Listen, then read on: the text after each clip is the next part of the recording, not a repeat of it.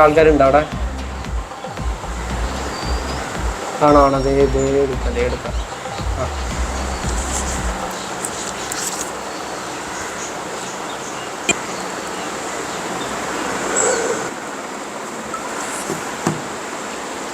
അമ്മ അമ്മച്ചിയുടെ എന്നിട്ട് സംഭവം ബിഗ് ബോസ് അതൊന്ന് കാണട്ടെ. അന്നിരുന്നത് കണ്ടോക്ക്. ഈ ആൾക്കാരാണ് ഏറ്റവും നന്നായിട്ട് സംസാരിക്കുന്നത്, ഏറ്റവും നല്ല കാര്യങ്ങൾ പറയുന്നത്, ഏറ്റവും നല്ല ലാംഗ്വേജിൽ സംസാരിക്കുന്നത്. അല്ല, എല്ലാവരും നല്ല വീടുകളിൽ നിന്ന് വരുന്നതാണ്. നല്ല വീട്ടിലെ ആൾക്കാരാണ് ഇത് കാണുന്നത്. എന്ത് ഭാഷയാണ് പറയണത്? ഇത് കുട്ടികൾ, അമ്മമാര്, അമ്മൂമ്മമാര്, നിങ്ങളുടെ സ്വന്തത്തിലുള്ള ആൾക്കാരൊക്കെ കാണുകയല്ലേ. എന്ത് ഭാഷയാണ് പറയണത്? എത്ര കമൻസ് ആണ് പറയുന്നത് സോഷ്യൽ മീഡിയയിൽ ഞങ്ങൾക്ക് എല്ലാം കാണിക്കാൻ പോലും കൊള്ളാത്ത കമൻസുകളാണ്. അത്രയും മോശമായിട്ടാണ് പറയണത്. ഏതായാലും ഒരു കമൻറ്റ് നിങ്ങൾ തന്നെ വായിക്കും. ഗബ്രി സ്റ്റുഡിയോയിൽ നിന്ന് എടുത്തിട്ട് നിങ്ങൾ തന്നെ വായിക്കും.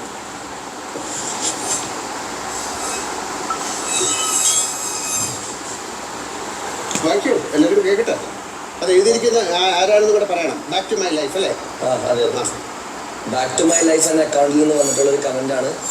സത്യം പറയാലോ, ഇത്രയും സ്റ്റാൻഡേർഡ് ഇല്ലാത്തൊരു ബിഗ് ബോസ് സീസൺ ഇതുവരെ കണ്ടിട്ടില്ല. എന്ത് സംസ്കാരമില്ലാത്ത കണ്ടന്റ്സ് ആണ് ആ ജാസ്മിനും ഗബ്രിയും ജിൻഡോയും ഒക്കെ. എന്താ സംസാരം? ഇതാണ് സംസ്കാരം. കുട്ടികളൊക്കെ കാണുന്ന പരിപാടിയല്ലേ. ഇതിൽ നിന്ന് അത് ശരി തന്നെയാണ്.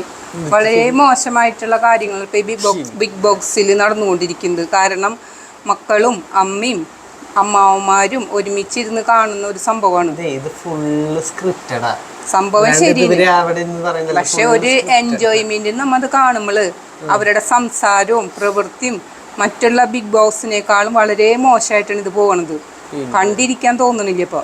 കാരണം ഷോ കൊണ്ടുപോകുന്നത് അങ്ങനെയാണ്. സ്ക്രിപ്റ്റ് ചെയ്ത് അവര് ഷോ ഇങ്ങനെ മതി എന്ന് തീരുമാനിച്ചിട്ടുണ്ടാവും, അതുപോലെ കൊണ്ടുപോകുന്നവര്. പക്ഷെ വീട്ടിലുള്ളവർക്ക് കാണുമ്പോൾ അത് അത്ര സന്തോഷമായിട്ട് തോന്നണില്ലല്ലോ. മനസ്സിനൊരു സന്തോഷത്തിനാണല്ലോ നമ്മൾ ഇത് വെച്ച് കാണണത്.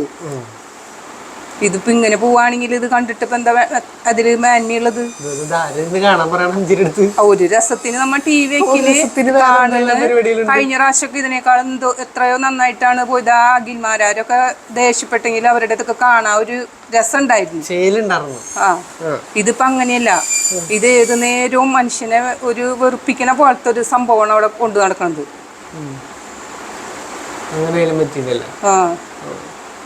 അതിന്റെ ആൾക്കാരൊക്കെ ഒന്ന് ശ്രദ്ധിച്ചാൽ നല്ലതാ. കാരണം വീട്ടിലുള്ളവർക്ക് ഇത് എന്തായാലും അത്ര നന്നായിട്ട് തോന്നണില്ല. അതെങ്ങനെയാ വീട്ടിൽ ടി വി വെക്കുമ്പോൾ നമ്മൾക്ക് അത് ഒന്ന് കുറച്ചു നേരം ഒന്ന് വെച്ച് അത് ഒന്ന് കാണാം. അതിലെന്താണ് അഭിനയിക്കുന്നത് അപ്പൊ വെച്ച് കാണുമ്പോ ഇതൊക്കെ കാണണത് അതില്. അപ്പൊ മനസ്സിന്റെ സന്തോഷമുള്ളത് പോവാണ്. പിന്നെ അപ്പൊ അതെന്തിനാ ഇത് തുടർന്ന് കൊണ്ടുപോകണത്? അങ്ങനെയാണെങ്കിൽ മറ്റുള്ള എത്രയോ കുടുംബത്തിലെ ആൾക്കാർ ഇങ്ങനെ വെച്ചിരുന്ന് കാണുന്നുണ്ടാവും.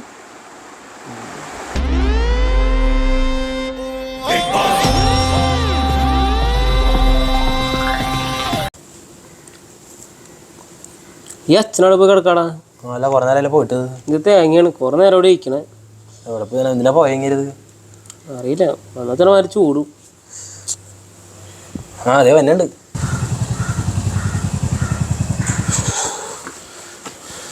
ഇതവിടെ പോയച്ചാ എന്തോരം വെയിറ്റ് ചെയ്യണമെന്ന് വെച്ചാ ചൂടെടുത്തിട്ടേ ഞങ്ങള് വെന്തുപോയി. ഒരു കാണാൻ മനുഷ്യൻ ശീലല്ല. അല്ല, അതിന്റെ ചൂടിനൂടെ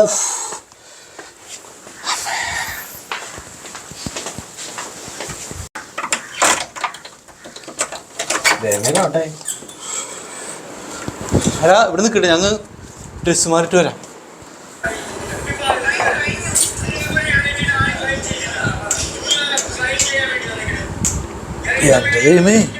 എന്തൊരു ചൂടാ. അടുത്ത വർഷമൊക്കെ എന്ത് സ്ഥിതിയാവും എന്നിട്ട് കാണണേ. ബിഗ് ബോസ് വെച്ചാ കോമഡിയാ. അടി, തിരിച്ചടി, കൂട്ടക്കരച്ചില്, ബഹളം. എന്താ അറിയോ? എടാ ഡിഫിനെ ഇന്നലെ വീട്ടിൽ ചെന്നപ്പോഴേ അമ്മ ഇരുന്ന് ബിഗ് ബോസ് കാണണം. എൻ്റെ ദൈവമേ, എന്തിച്ചൊക്കെ ഒരു പറഞ്ഞു കൂട്ടണേ, കാണിച്ചു കൂട്ടണേ. നമ്മുടെ ഒരു വീടുകളിൽ കാണാൻ പറ്റുന്ന സാധനമാണ് ഈ ബിഗ് ബോസ്. നീക്ക് സ്ഥിരം കാണുന്നുണ്ടല്ലേ? ഓ എന്റെ പൊന്നച്ചാ, ഇവർക്കൊക്കെ പ്രാന്താണ്. ഇതിനും ഭേദമാണ് സീരിയല്. സീരിയല് കണക്കാ, എല്ലാം കണക്കാ. കോമഡി മൊത്തം കണ്ടിരിക്കാൻ നമ്മുടെ നാട്ടിലുള്ള കുറെ പേര് ഇത് കാണുന്നത് റോട്ടിൽ കൂടെ പോകുമ്പോൾ എല്ലാ വീട്ടിൽ നിന്ന് കേൾക്കുന്നത് വെച്ചപാട് തന്നെ. എടാ ഈ സീരിയൽ എന്ന് പറഞ്ഞു കഴിഞ്ഞാൽ അത് വേറൊരു സംഭവം. പണ്ടൊക്കെ സീരിയലിന് അഡിക്റ്റ് ആയിരുന്നു. അപ്പം എന്തുണ്ടായി, ഈ സീരിയലിൽ കാണിക്കുന്ന കുറേ കാര്യങ്ങളൊക്കെ നമ്മുടെ വീടുകളിലും വന്നു. ഡിവോഴ്സ് അങ്ങനത്തെ കാര്യങ്ങളൊക്കെ ഭയങ്കരമായിട്ട് സാധാരണഗതി നടക്കണ പോലെ. പക്ഷെ ഇപ്പോഴത്തെ കാര്യം എന്നിട്ടാ ഈ ബിഗ് ബോസ് എന്നൊക്കെ പറയുന്നത് കഴിഞ്ഞ സീസൺ, എൻ്റെ അമ്മ പറയാറുണ്ട്, കഴിഞ്ഞ സീസണൊക്കെ വളരെ മനോഹരമായിരുന്നു, മറ്റു ടീമുകളൊക്കെ വളരെ ദേഷ്യപ്പെട്ടാലും വളരെ സന്തോഷമൊക്കെ ആയിരുന്നു എന്നാണ് അമ്മ പറഞ്ഞിരുന്നത്.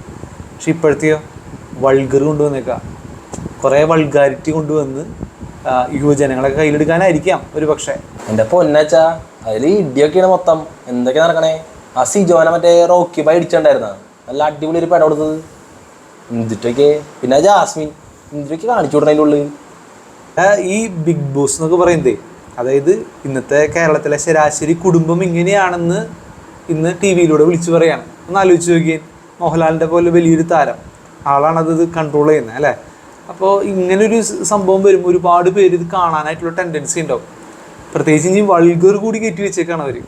അതുപോലെ തന്നെ നീ നേരത്തെ പറഞ്ഞ പോലെ സിജോനെ പിടിച്ച് റോക്കി ബായി ഇടിച്ചു അല്ലേ. അപ്പോൾ ഇതൊക്കെയാണ് ഇന്ന് കുടുംബത്തിൻ്റെ ഉള്ളിൽ നടക്കുന്നതെന്നുള്ളതൊരു ഒരു തുറന്നു പറച്ചിൽ പോലെ. ഇങ്ങനെയായിരിക്കും കേരളത്തിലെ കുടുംബങ്ങൾ, ഇങ്ങനെയായിരിക്കുമോ കേരളത്തിലെ കുടുംബങ്ങൾ? എന്തുകൊണ്ടാണ് ഇതിങ്ങനെ പലരും ഇതിനെതിരെ ശബ്ദിക്കണേന്നറിയോ? എന്ന് പറഞ്ഞു കഴിഞ്ഞാൽ ഒരു കവിത ഇങ്ങനെയുണ്ട്, കണ്ടു കണ്ടങ്ങനെ ഇരുളും വെളിച്ചമായിടും. നമ്മളൊരു സാധനം സ്ഥിരമായി കാണുക, അല്ലെങ്കിൽ സ്ഥിരമായൊരു നുണ സ്ഥിരമായി പറഞ്ഞ് അത് സത്യമായിട്ട് മാറും. നമ്മൾ എന്ത് കാണുന്നോ അതാണ് നമ്മുടെ യാഥാർത്ഥ്യമാണെന്നുള്ളൊരു രീതിയിലേക്ക് നമ്മളെ കൊണ്ടുവരും. അതാണ് ഇന്ന് ഈ ബിഗ് ബോസ് പോലുള്ള ഈ പരിപാടികൾ നമ്മുടെ കുടുംബത്തിലേക്ക് ഇങ്ങനെ കടന്നു വന്നുകൊണ്ടിരിക്കണം. അച്ഛാ ഇത് കാണുന്ന പിള്ളേരൊക്കെ ഇങ്ങനെ തന്നെ പോയില്ലേ. ഓൾറെഡി കുറേ പേര് ഇതിന് അഡിക്റ്റഡാ. ഈ ഫോൺ കൊണ്ട് നടക്കുന്ന കുറേ വലിയമാരുണ്ട്. എൻ്റെ വീട്ടിൽ തന്നെ ഉണ്ട് കുറേ ആൻറ്റിമാർ. അവരുടെ ഫോണിൽ നോട്ടിഫിക്കേഷൻ വന്നത് Bigg Boss Bigg Boss Bigg Boss എന്നാണ്. ഇതൊരു ചെയ്യാച്ചത്. എടാ ഇത് നോട്ടിഫിക്കേഷൻ ഓഫ് ചെയ്തിട്ടാൽ മതി. അല്ല പിന്നെ ഈ ആൻറ്റിമാരുടെ ഫോൺ നോക്കിയിരിക്കുകയാണ് ഇതിൻ്റെ പരിപാടി. ഇന്നത്തെ കുടുംബത്തിലൊക്കെ ഇത് സർവ്വസാധാരണ എന്നുള്ള രീതിയിലാണ് കണ്ടുകൊണ്ടിരിക്കണേ. നമുക്കിതിപ്പോൾ എന്താ പറയുക, ആരെയും ബോധവൽക്കരിക്കാനോ അങ്ങനത്തെ കാര്യങ്ങൾക്കൊന്നും പറ്റില്ല. പ്രത്യേകിച്ച് ടി വി വെച്ച് കഴിഞ്ഞാൽ ഈ സാധനങ്ങളൊക്കെ കാണുമ്പോൾ, പ്രത്യേകിച്ച് ഇന്നിപ്പോൾ ടി വിയേക്കാൾ കൂടുതലായിട്ട് മൊബൈലിലാണ് എല്ലാവരും കാണുന്നത്. ഇതൊരു ട്രെൻഡിങ് ആയിട്ട് മാറും. നമ്മുടെ കുടുംബത്തിൻ്റെ നിലവാരം ഇത്രത്തോളം ഉള്ളതെന്ന് എല്ലാവർക്കും മനസ്സിലാക്കാനും പറ്റും. ഇതിന് ശേഷം പുതിയ പ്രശ്നങ്ങളാണ് ഉടലെടുക്കാൻ പോകണം. അപ്പം അതുകൊണ്ട് ഇത്തരം ചാനലുകളെ അധികം പ്രൊമോട്ട് ചെയ്യാതിരിക്കുക. ഇതിൻ്റെ ഒരു റേറ്റിംഗ് കുറഞ്ഞു കഴിഞ്ഞാൽ അവരതിൻ്റെ ശൈലിയൊക്കെ മാറ്റും.